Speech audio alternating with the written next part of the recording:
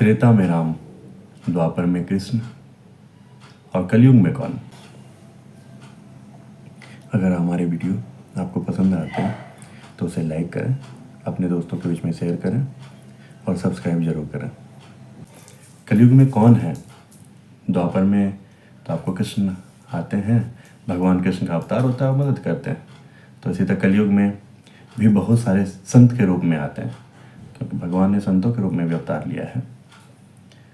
जैसे कश्यप ऋषि हुए और भी ऋषि मुनि हैं जिनके बारे में कि आप पढ़ते हैं, जानते हैं। लेकिन कलयुग में कौन? तो कलयुग में सबसे पहले आप देवराहा बाबा के बारे में जानते हैं। देवराहा बाबा वो थे जिनके उम्र के बारे में तो पता ही नहीं चलता था। एक बार राजेंद्र प्रसाद ने कहा था कि मैंने इन्हें बचपन में भी देखा था और अब भी इसी हालत में देख रहा हूँ। तो देवराहा बाबा के बारे में भी आप जानते हैं। और अब तो वो समाधिस्थ हो चुके हैं। उनके समय की जो स्थिति थी वो आप देखते थे कि वो ऐसे एक मंच पे ऐसे ही बैठे रहते थे बिना एक कपड़े में। उसका एक और संत हुए नीम करोली बाबा। आप काफ़ी फेमस संत इसलिए हो जाते हैं क्योंकि विश्व लेवल पे इनके पहचान दिखती है। स्टीव जॉब्स एप्पल के फाउंडर जो थे उनके बारे में तो आप जानते हैं। उनकी जीवन को बदलाव लाया था उन्होंने। वो जब आसाम से थे, जब भारत में इधर उधर घूम रहे थे, हिप्पी बने घूम रहे थे, तो उस समय उनसे मिल करके उनके जीवन में बदलाव आया। और अंतिम समय तक कहा जाता है कि वो किसी संत का फोटो या एक अपने सर के नीचे रखते थे।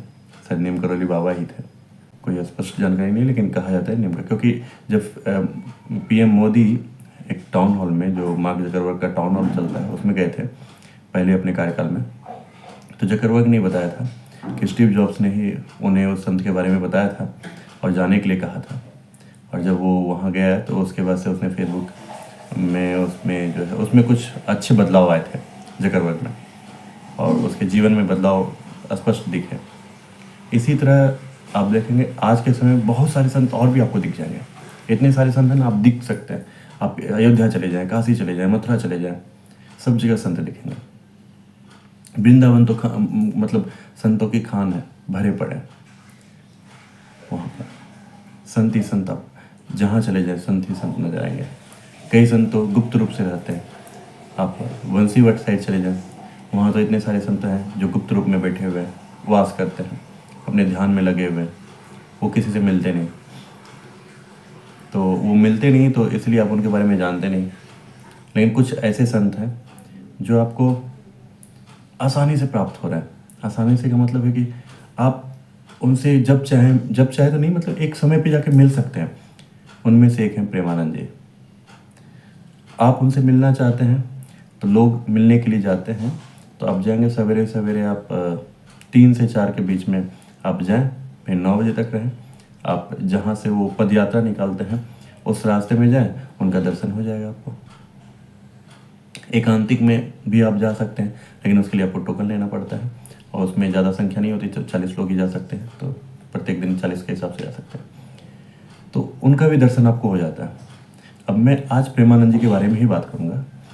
अभी कुछ दिन पहले उनकी तबीयत खराब हुई थी और स्थिति काफ़ी नाजुक सी हो गई थी। बाद में उनका एक वीडियो आता है जो उनके आधिकारिक चैनल से आता है। उसमें वो दिखते हैं कि उनकी अवस्था कुछ अच्छी नहीं दिख रही होती, चेहरे फुले फुले से थे।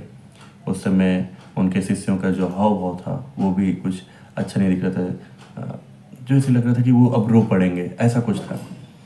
तो होता है ऐसा कि जब आपके कोई प्रिय आपके पास में इस स्थिति में होते हैं तो आपके जो है चेहरे पे वो भाव प्रकट हो जाता है। अभी हम इसके बारे में बात नहीं करेंगे। हम बात करेंगे कि इस संत ने क्या क्या बदलाव लाए हैं, कैसे कैसे बदलाव लाए हैं, लोग क्या कहते हैं। जैसे अभी तत्काल के तौर पे देखें कि 1-2 बदलाव मैं तो सीधे बता दे सकता हूँ। जैसे कि विराट कोहली वाला मामला है।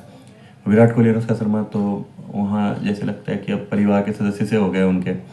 2-3 बार जा चुके हैं और उनमें बदलाव भी दिखा है। जब विराट कोहली का फॉर्म ख़राब हुआ उस समय वो वहाँ पे गया, और जाने के बाद आप देखते हैं कि विराट कोहली के जो फॉर्म में, उसके जीवन में बहुत सारे बदलाव आए। उन्होंने प्रेमानंद महाराज ने ये नहीं कहा कि मैं तुम्हारे फॉर्म को बदल दूँगा। उन्होंने कहा कि आप मेहनत करो, मेहनत पे फोकस करो।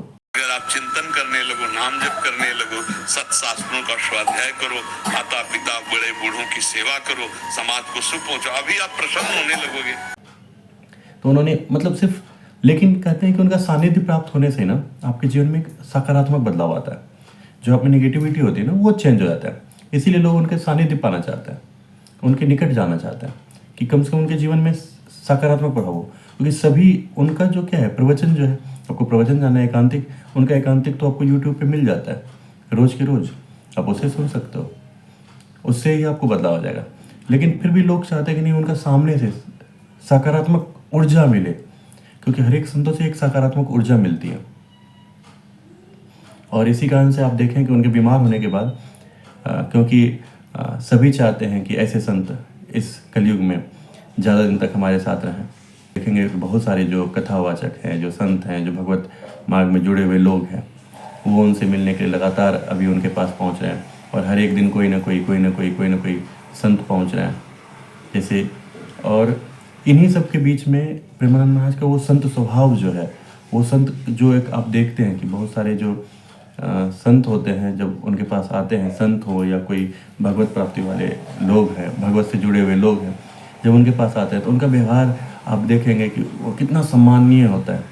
अभी एक उदासीन अखाड़े से आए हुए संत थे जो भगवत मार्ग में ही थे।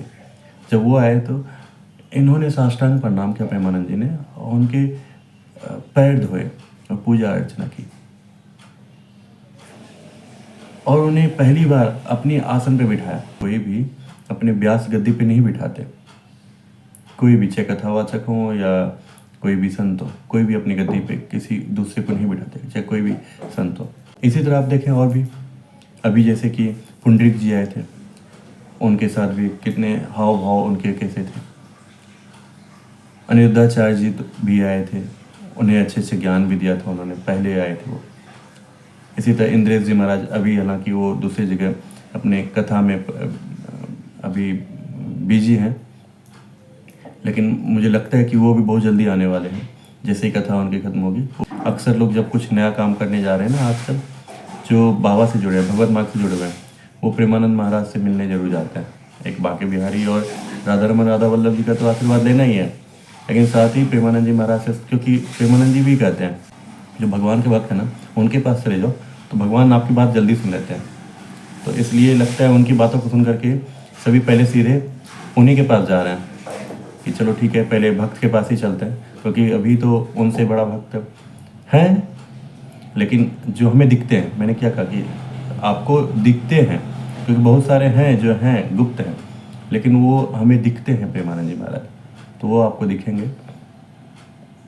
तो इसलिए सब उनके पास पहुँचे। तो धीरेन्द्र शास्त्री जी भी पहुँचे थे, और उसमें सबसे एक अच्छी व्याख्या हुई थी सनातन धर्म को लेकर के कि क्या है सनातन धर्म। तो प्रेमानंद जी ने साफ कहा कि हर कोई चीज़ जिससे आप जीवन यापन करते हो, सूर्य सनातन है, पेड़ सनातन है, ये जीवन सनातन है, आकाश धरती ये वायु ये सभी सनातन है। सनातन के बिना तो जीवन ही नहीं है। सनातन वायु है, सनातन सूर्य है, सनातन आकाश है, सनातन भूमि है। बिना सनातन की किसी की सत्ता ही नहीं है।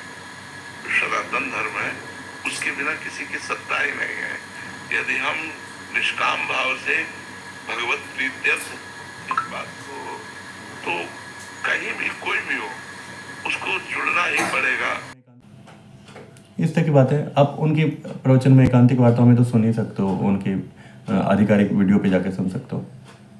लेकिन इससे हमें ये तो आभास होता है कि हम भी उनके सानिध्य को प्राप्त करें और उनके वचनों पे ध्यान देकर के अपने कर्म पे विश्वास करें, और उसी गीता के उद्देश्य को माने जो गीता में भी कहा गया है कि कर्म करते जाओ, फल की चिंता मत करो, आपका प्रारब्ध उसी से होगा। अगर आप चिंतन करने लगो, नाम जप करने लगो, सत्शास्त्रों का स्वाध्याय करो, माता पिता बड़े बूढ़ों की सेवा करो, समाज को सुख पहुंचाओ, अभी आप प्रसन्न होने लगोगे।